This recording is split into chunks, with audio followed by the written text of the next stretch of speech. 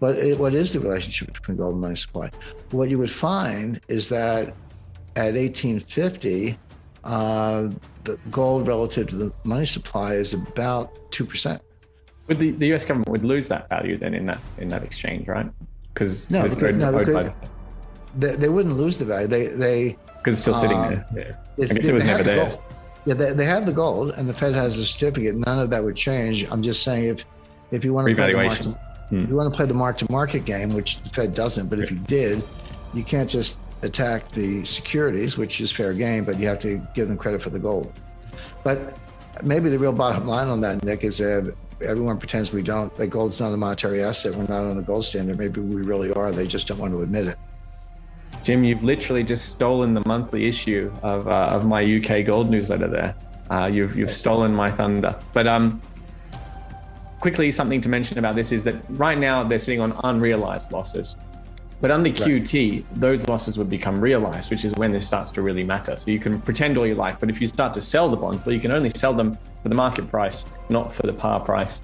And so then potentially the losses start to mount. It's also worth noting that in the UK specifically, I don't know how familiar you are with this, the government gave the Bank of England an indemnity on losses under the QE program. So the connection between the Bank of England's losses that we've been speaking about on bonds and the government's budget is much more clear. And there's some politicians trying to investigate that and find out what that could amount to. But there's this hidden angle, basically, is what we're trying to say on QT, that losses might become realized at central banks. What do you think would do the gold? Go ahead. Sorry, Jim. I was going to say, we do things differently in the United States. Instead of the government guaranteeing the Fed's guaranteeing the government. So. What do you think it would do to the gold price if they did revalue mark to market their gold holdings? Do you think that would create a lot of attention for gold and people would pile in, or do you think it would just be an accounting change that no one really notices? I think it would be a very big deal. But it begs the question, if you're going to revalue it, to what level do you revalue it? So everyone said, well, the market's 1850, that's about where it is today. It goes up and down, but so revalue it at 1850. That could be highly deflationary. And the reason is, in effect, you're putting yourself on a gold standard. You don't have to.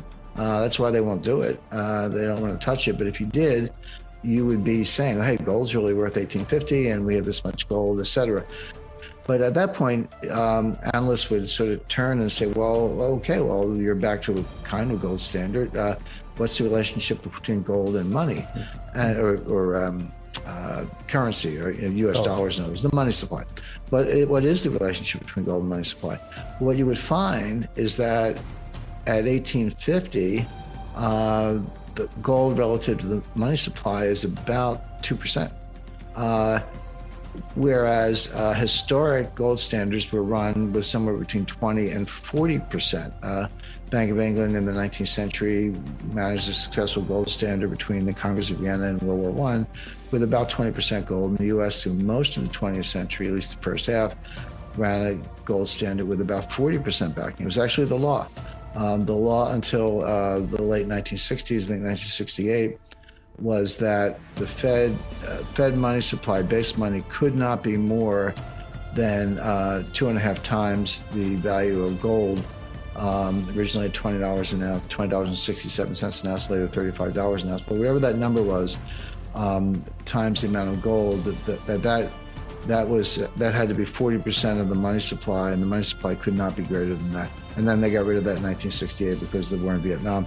But the point being, 20% has worked, 40% definitely works. The Austrians like to bang the table and insist on 100%, but but that's historically not been required. You just need enough gold to be able to give gold to people who want it when they want it, and if you're credible in that dimension, most people are content to hold the money. So as a hypothetical, you can say, well, okay, let's say we want a gold standard, and let's say that we want 40% backing of M1. M2 is a bigger number, or at least it can be. Let's just say, so 40% backing of M1, that's a conservative kind of gold standard, not extreme, but reasonable.